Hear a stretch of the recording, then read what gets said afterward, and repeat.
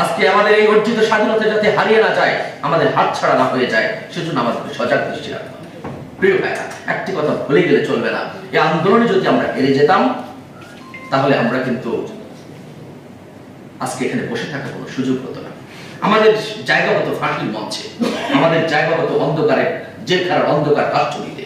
বছরের পর বছর, মাসের পর মাস আমাদেরকে অন্ধকার কাষ্ঠনীতে থাকতে হতো। আল্লাহ রাব্বুল আলামিনের খাস মেহেরবানিতে এই দেশ স্বাধীন হয়েছে, এই দেশ আওয়ামী জাতীয়তাবাদ মুক্ত হয়েছে, এই দেশ ভারতীয় আধিপত্যবাদ মুক্ত হয়েছে মাত্র, কিন্তু ষড়যন্ত্র এখনো থেমে থাকেনি। তারা বিভিন্নভাবে তারা ষড়যন্ত্রে লিপ্ত রয়েছে। আমরা যারা রাজনৈতিক ব্যক্তিবর্গ রয়েছে, মিলিয়ে দেওয়ার মতো ষড়যন্ত্র তারা করছে।